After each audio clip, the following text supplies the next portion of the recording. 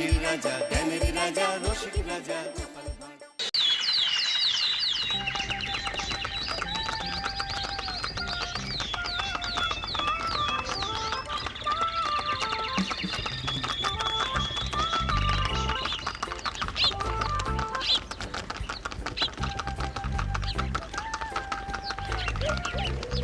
অনেক দিন পর বেশ লাগছে বন ভ্রমণ। মাঝে মাঝে কাজের ফাঁকে এইসব জায়গায় এলে মন খুব ভালো লাগে। শুদ্ধ বাতাস, মাটির সোনা গন্ধ, পাখির কলতান, আহা।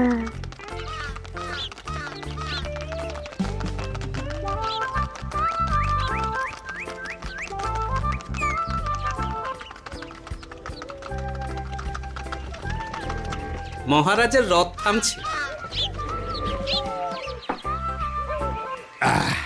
আমরা এইখানে বসে আজ রাজকার্য পরিচালনা করব। মন্ত্রী, তুমি ঝটপট এখানে বসার বন্দোবস্ত করে দাও। আমি এক্ষুনি ব্যবস্থা করে দিচ্ছি মহারাজ। এই এখানেই আমাদের বসার জন্য ছাউনি করে দাও। এক্ষুনি করে দিচ্ছি মন্ত্রী মশাই। এরা বসার জায়গাটা করে দিক, ততক্ষণ আমরা একটু হেঁটে আসি।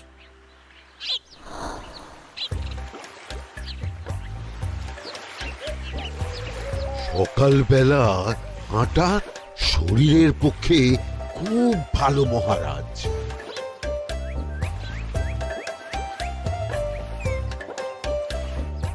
আগেকার দিনে রাজা মহারাজরা এই সব বনে মৃগয়া করতে আসতেন। মৃগয়া একদম ভালো নয় মন্ত্রী। তুমি জঙ্গলে আসছো অন্য প্রাণীদের মারতে। কেন মারবে? ওরা তো তোমার কোনো ক্ষতি করেনি। না, তা করেনি, কিন্তু তখন ওটা রাজা মহারাজাদের খেলা ছিল। শুনেছি আপনার প্রপিতামহ খুব ভালো বাঘ শিকার করতেন, অনেক বাঘ মেরেছেন। মন্ত্রী, তুমি একটা কথা হয়তো জানো না। আমার প্রপিতামহ শিকার করতেন, কিন্তু কোনো স্বাভাবিক জানোয়ারকে নয়। যে বাঘ মানুষ খেকো হয়ে প্রজাদের ক্ষতি করত, আমার প্রপিতামহ সেই সমস্ত বাঘদেরই মারতেন। এছাড়া উনি বন্য প্রাণী সংরক্ষণ করতে বড়ই ভালোবাসতেন।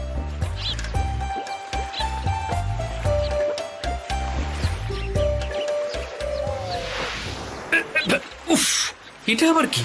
এই এটা আবার কোথা থেকে উড়ে এলো? কোথাও তো ঝড় হাওয়া কিছুই নেই।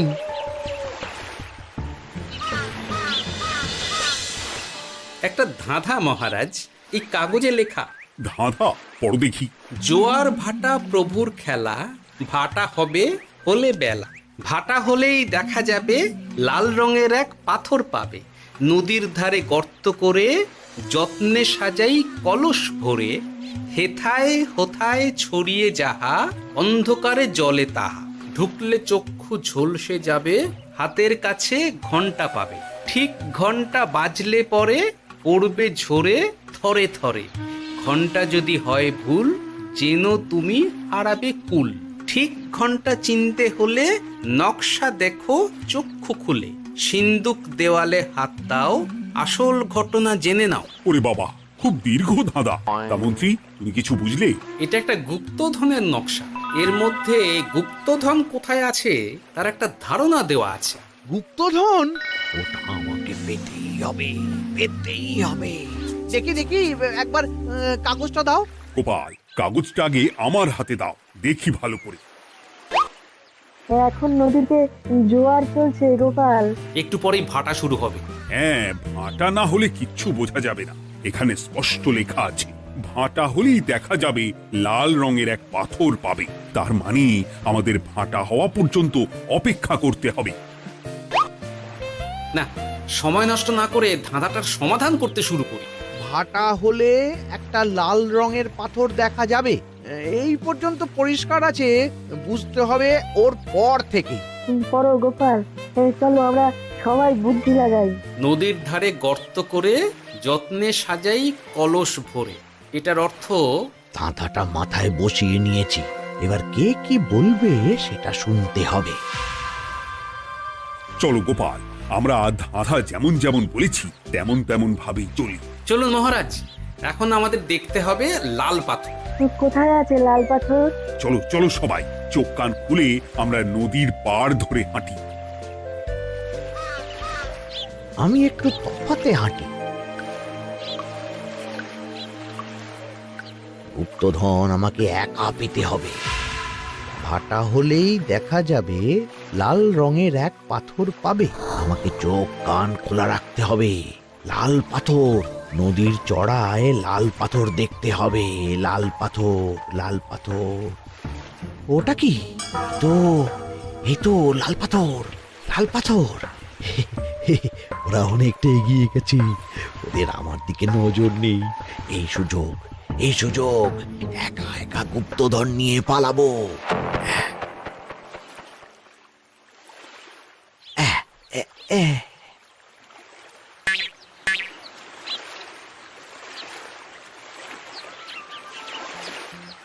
কি গো, আমরা তো হেঁটেই চলেছি, লাল পাথর তো কই দেখতে পাচ্ছি না। আরেকটু হাঁটতে হবে মহারাজ, গুপ্তধন বলে কথা, ওকে আর সহজে ধরা দেয়? সেটা অবশ্য সঠিক কথা। আচ্ছা, আমরা সবাই তো আসছি হেঁটে হেঁটে, মন্ত্রী মশাই গেলেন কোথায়? ও কি যে ঘটে! সত্যি তো, মন্ত্রী কোথায়? ও সেনাপতি, মন্ত্রীকে দেখেছো?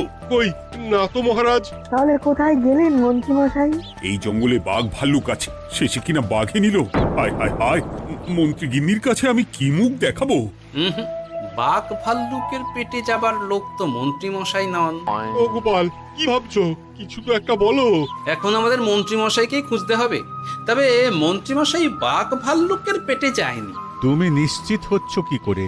অত পেঁচালো মানুষকে বাঘ ভাল্লুক গন্ধ শুকেই ছেড়ে দেবে, হজম করতে পারবে না।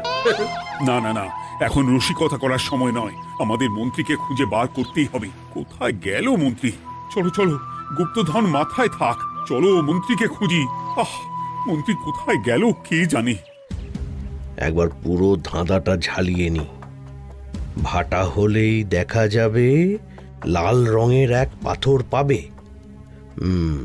ভাটা হয়েছে, লাল রঙের পাথরের মাথায় চাপ দিয়ে গুহার মুখও খুলেছি। এবার নদীর ধারে গর্ত করে যত্নে সাজাই কলস ভরে। এটাই তো ঠিক বুঝতে পারছি না।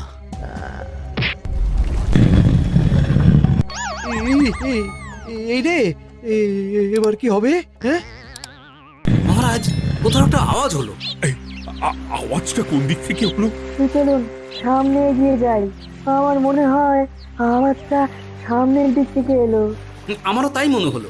তবে কি মন্ত্রী মশাই লাল পাথরের হদিশ পেয়ে গেছেন? আমাদের চোখে পড়লো না, অথচ মন্ত্রী মশাইয়ের চোখে পড়ে গেল। আসলে আমরা কথা বলতে বলতে গেছি, তাই নজরে পড়েনি। মন্ত্রী মশাই একা একা আমাদের পেছন পেছন আসছিলেন। উনি ইচ্ছে করেই আমাদের পেছনে পেছনে আসছিলেন।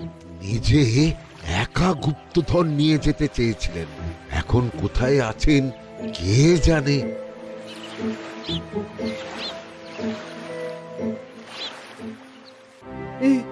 অন্ধকারে কিছু দেখতে পাচ্ছি না তো। দাঁতাতে কি ছিল? হ্যাঁ, কি ছিল? হেথায় হোথায় ছড়িয়ে যাহা, অন্ধকারে জলে তাহা, ঢুকলে চক্ষু ঝলসে যাবে, হাতের কাছে ঘন্টা পাবে। পেয়েছি পেয়েছি, ঘন্টাটা পেতে হবে। ঘন্টা।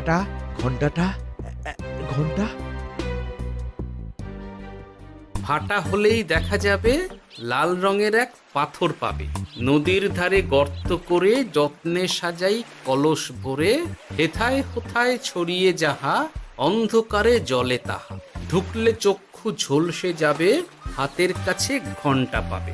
ঠিক ঘন্টা বাজলে পরে পড়বে ঝরে থরে থরে, ঘন্টা যদি হয় ভুল, যেন তুমি হারাবে কুল। ঠিক ঘন্টা চিনতে হলে নকশা দেখো চক্ষু খুলে, সিন্দুক দেওয়ালে হাত দাও, আসল ঘটনা জেনে না। এবারে ভালো করে ঠান্ডা মাথায় ভাবতে হবে। ভাটা হলেই দেখা যাবে লাল রঙের এক পাথর পাবে। সেই লাল পাথরটাই তো খুঁজে পাওয়া যাচ্ছে না, অথচ মন্ত্রী মশাই খুঁজে পেলেন। আওয়াজটা কোথা থেকে আসছিল? এই কাছে পিঠে এই কোথা থেকে আওয়াজটা আসছিল।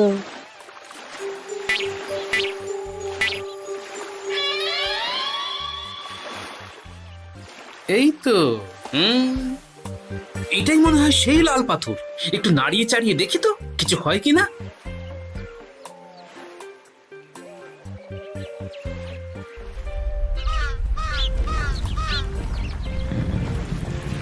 এই এই তো কাজ হয়েছে। এই তো সুড়ঙ্গ। আপনারা নিচে নামুন। আপনারা কি দেখছেন সেটা বলবেন মহারাজ। সবাই যদি নেমে যাই, যদি কোনো কারণে সুড়ঙ্গের মুখ বন্ধ হয়ে যায়, তাহলে আর আমরা বাইরে বেরোতে পারবো না মহারাজ। গোপাল ঠিকই বলেছে, আমরা দুজন বাইরে থাকি। মহারাজ, আর একটা কথা, কোনো ঘন্টায় হাত দেবেন না, মনে আছে তো? ঘন্টা যদি হয় ভুল, যেন তুমি হারাবে কুল। ওরে বাবা, এই বয়সে আর কুল হারাতে চাই না। ঠিক আছে, তোমার কথাই অক্ষরে অক্ষরে পালন করব। দেখি এই সুরঙ্গে মন্ত্রী মশাইকে দেখতে পাই কিনা। চলুন মহারাজ, সুরঙ্গে নামি। সবাই সাবধানে নামো।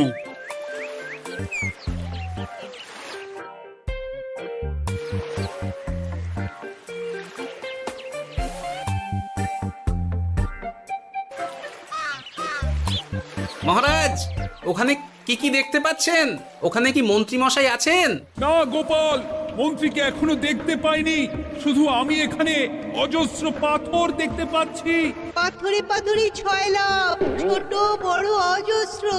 পাথরগুলো বড় অদ্ভুত, কিরকম কিরকম মানুষ মানুষ করুন। লম্বা বেঁটে হরেক রকম। মানুষ মানুষ গরম, সেটা কি রকম? আর কিছু? কোনো কলসি কি দেখতে পাচ্ছেন? কলসি তো দেখতে পাচ্ছি না। মহারাজ, কলসি থাকতেই হবে, কারণ ধাঁধায় লেখা আছে নদীর ধারে যত্ন করে যত্নে সাজাই কলস ভরে। গর্তটা আসলে হলো সুড়ঙ্গ, কিন্তু কলস। মহারাজ, মহারাজ, এইদিকে এইদিকে একটা কলসের মতো কি যেন আছে। এইদিকে আসুন, এদিকে এদিকে। হ্যাঁ গোপাল, দেখতে পেয়েছি। এবার আমি যেরকম যেরকম বলবো সেই রকম সেরকমই করবেন। আমি বিজ্ঞানীকে নদী থেকে জল তুলে পাঠিয়ে দিচ্ছি। পাত্র কোথায় পাবে? আমাদের জল খাবার যে পাত্র আছে সেটা আনতে লোক পাঠাচ্ছি। ঠিক আছে। শুধু একটা কথা বলছি, আপনারা কেউই সুড়ঙ্গের ভেতরে কোনো কিছুতে হাত দেবেন না। কেন গোপাল? সব পরে বলবো, এখন আমি যা বলছি সেটা শুধু মনে রাখুন। সুড়ঙ্গের ভেতরে কিছুতে হাত দেবেন না। ঠিক আছে। প্রহরী, তুমি যাও, যেখানে আমাদের বসবার আয়োজন করা হয়েছে সেখানে গিয়ে একটা জলের পাত্র নিয়ে নদী থেকে জল ভরে নিয়ে এসো। গোপাল, মন্ত্রী মশাই কোথায় গায়েব হয়ে গেলেন? কোথাও গায়েব হয়ে যাননি বিজ্ঞানী, কোথাও গায়েব হয়ে যাননি উনি। উনি ওই সুড়ঙ্গের ভেতরেই আছেন। কিন্তু কেউ তো ওনাকে দেখতে পাননি। সম্ভবত পাথর হয়ে আছে। এখন কিভাবে পাথর হয়েছেন সেটা তো আমি বলতে পারবো না। সবটাই স্বপ্নের মতো লাগছে। ঠিক যেন স্বপ্নের মতো লাগছে। এই জীবনে সুরঙ্গ দর্শনও হয়ে গেল। আমাদের পাতাল প্রবেশ। পাতালে আসিয়া আমি মনে মনে বলি, গুপ্তধন নিয়ে আমরা যেন সৎ পথে চলি। তোমার এখনো কাব্য আসছে সভাকবি?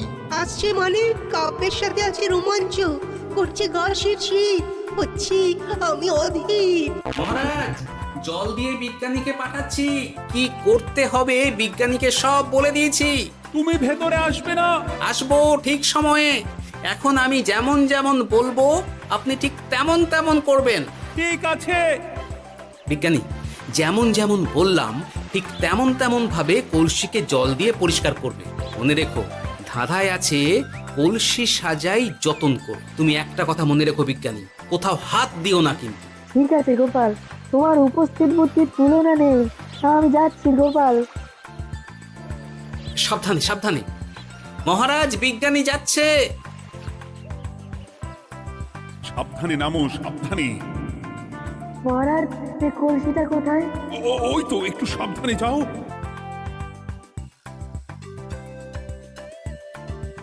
বিজ্ঞানী, কলসির দেখা পেয়েছো?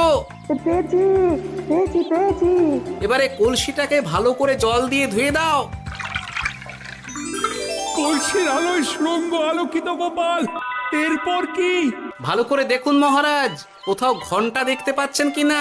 ঘন্টা? একটা তো নয়, সার সার ঘন্টা, অনেকগুলো ঘন্টা। সাবধান, ঘন্টায় হাত দেবেন না, শুধু দেখুন।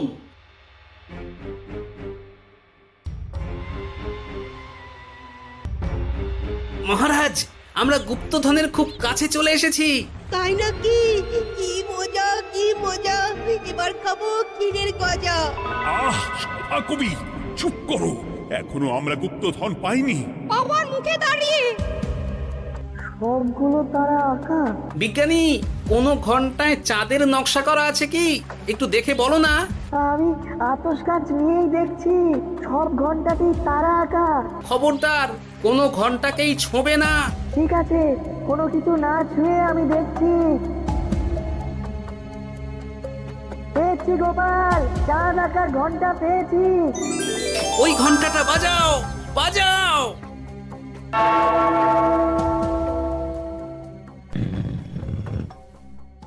গুপ্তধন পেয়েছেন মহারাজ? বাঁচাও, বাঁচাও, বাঁচাও।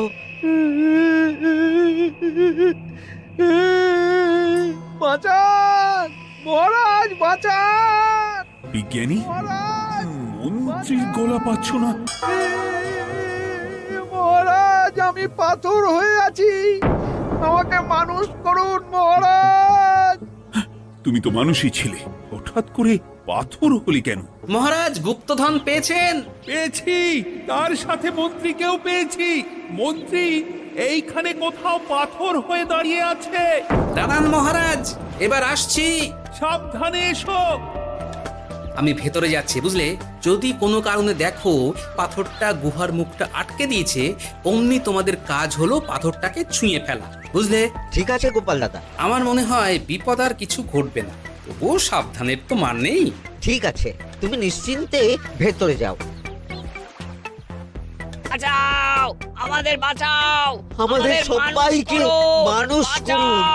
আমাকে মানুষ করুন মহারাজ।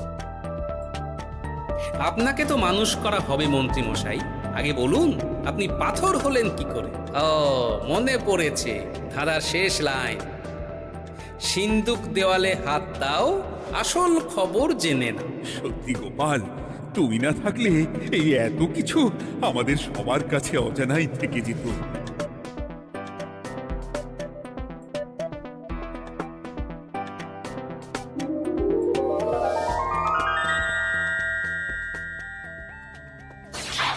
ধন্যবাদ আমাকে মুক্ত করার জন্য। আপনি কে? আমি যক্ষ। আমাকে এই ধন সম্পত্তি পাহারা দেওয়ার জন্য এক ডাকাত দলের সর্দার যক্ষ করে রেখেছিল। আমি 100 বছর ধরে এইখানে যক্ষ হয়ে আছি। আমি তোমার জন্য মুক্ত হলাম গোপাল। এই সম্পত্তি তোমার গোপাল। সম্পত্তি নিয়ে আমি কি করব? আমি এই সব সম্পত্তি মহারাজকে দান করলাম, রাজ্যের অনেক কাজ হবে। তুমি ধন্য গোপাল, তুমি ধন্য। এবার আমার যাবার সময় এসেছে, আমাকে যেতে হবে। যাবার আগে এই পাথরগুলোকে মানুষ করে যান। এরা সব লোভী। আমি আমার সীমিত ক্ষমতায় এই গুপ্তধনের ধাঁধাকে এখানে যারাই ভ্রমণ করতে আসে তাদের হাতে তুলে দিই, কিন্তু কেউ এই ধাঁধার সমাধান করতে পারে না। সবার মনে লোভ কাজ করে, এই লোভ এদেরকে পাথর করে রেখেছে। পাথর হলো কি করে? একটা মানুষ এসে বুক ভরা লোভ নিয়ে আধা পুরো না জেনে পাথরে হাত দিলেই সে পাথর হয়ে যাবে। আমাদের ভুল হয়েছে, আর লোভ করবো না, আমাদের বাঁচাও। আমাকে মুক্ত করে দিন, আমার খুব ভুল হয়েছে মহারাজ, মুক্ত করে দিন আমায়। তুমি এখানে আগে এসেছিলে, তাই তো আগে এসে ভাবলে নিজেই একা একা গুপ্তধনকে হরপ করে দেবে। এদিকে তোমাকে না দেখতে পেয়ে আমাদের কত চিন্তা হচ্ছিল। যারা লোভী তারা কারো কথা ভাবে না, শুধু নিজের কথা ভাবে। আমাকে আর একটা সুযোগ দিন, আমি আর লোভ করব না মহারাজ। তোমার কথার কোনো দামই নেই। না মহারাজ, আমাকে আর একটা সুযোগ দিয়ে দেখুন, আমি আর লোভ করব না, আমাকে মানুষ করুন মহারাজ।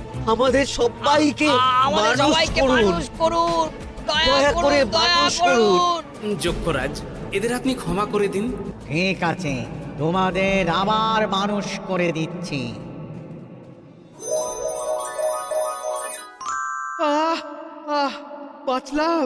বাঁচলাম। এই রকম বারবার বাঁচা যাবে না, কিন্তু এবার সাপ ব্যাং যাই হবে না কেন ওইভাবেই থাকতে হবে, এই আমি বলে দিলাম। এবার আমার মুক্তি।